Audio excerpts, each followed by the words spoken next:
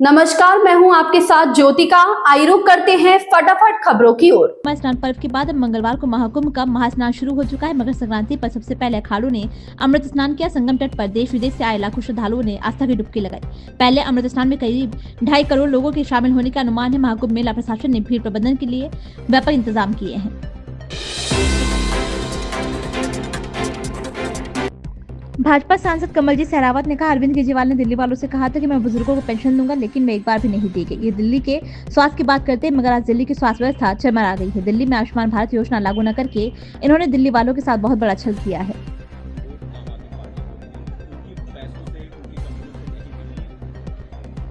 ये दिल्ली की जनता है। 10 साल पहले आपके किए हुए हर वादे पर इन्होंने विश्वास किया और 2 बार आपको बहुमत की सरकार दी, निगम में भी दी। आप जब वोट मांगने गए कि आप मुझे वोट दीजिए, मैं ये काम करूंगा, 10 साल बाद उस रिपोर्ट कार्ड में एक भी काम आप हकीकत में जमीन पर नहीं उतार पाए। आपने कहा गली नाली सड़क सारी टूटी हुई है। फिर जो बुजुर्गों को पेंशन दूंगा, एक बार भी नहीं मिली। महिलाओं को सम्मान राशि की आज बात कर रहे हैं, 10 साल में कभी फाइल भी नहीं चलाई। दिल्ली की जो स्वास्थ्य की बात करते हैं, आज दिल्ली की स्वास्थ्य व्यवस्था चरमरा गई है।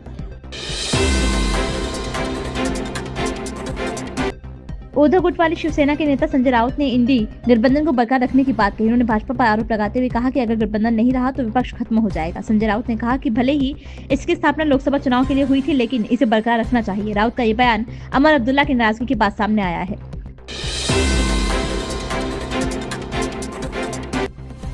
पान मसाला फैक्ट्री संचालकों ने साफ कर दिया कि वे अपने सभी गेट पर लगे कैमरों का एक्सेस राजकर विभाग को नहीं देंगे। इससे पान मसाला फैक्ट्री के बाहर चल रही निगरानी के फिर से आगे बढ़ने की संभावना जताई जा रही है।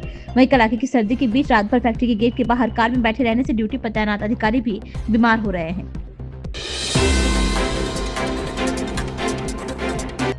मकर संक्रांति के मौके पर तेज प्रताप यादव की एक पोस्ट वायरल हो रही है, जिसमें वे राजनीति की बात करते नजर आ रहे हैं। उन्होंने कहा कि अच्छे लोग अगर राजनीति से दूर रहेंगे तो बुरे लोग सत्ता पर काबिज हो जाएंगे। उन्होंने सच्चे नेता की परिभाषा भी बताई।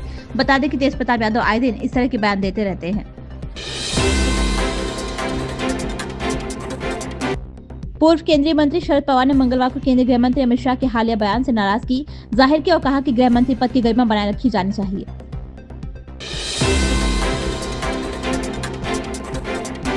दिल्ली चुनाव से पहले आपके राष्ट्रीय संयोजक अरविंद केजरीवाल कहते हैं, हमें पता चला है कि भाजपा अब जनता को सोने की चेन बांटना शुरू कर दिया है। उन्होंने 2 कॉलोनी में ऐसा किया है। उनके नेता खुलेआम कह रहे हैं कि वे दिल्ली के लोगों के वोट खरीदेंगे। मैं जनता से अपील करता हूं कि वे कुछ भी बांट रहे उसे ले लेकिन अपना वोट ना बेचे। जैसे जैकेट कंबल आदि बांटने वाले किसी भी व्यक्ति को वोट ना दे। हिंसा प्रभावित मणिपुर का दौरा नहीं करने को लेकर प्रधानमंत्री नरेंद्र मोदी पर कांग्रेस ने एक बार फिर से तीखा हमला किया। सबसे पुरानी पार्टी ने मंगलवार को कहा कि पीएम के पास पूरी दुनिया घूमने के लिए समय है और इच्छा शक्ति है, मगर पूर्वोत्तर राज्य में परेशान लोगों के पास जाना जरूरी नहीं समझ रहे हैं। आध्यात्मिक उत्साह और हलचल भरे समारोह के बीच उस समय राजनीतिक तूफान खड़ा हो गया, जब समाजवादी पार्टी के नेताओं ने मेले के मैदान में पार्टी के दिवंगत संस्थापक मुलायम सिंह यादव की मूर्ति स्थापित की। साधु संत मुलायम की मूर्ति लगाए जाने का विरोध करते हुए इसे सनातन का अपमान बताया जा रहा है।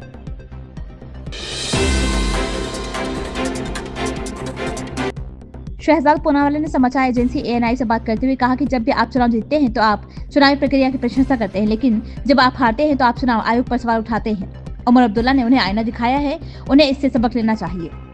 इन खबरों में बस इतना ही। बने रहिए हमारे साथ।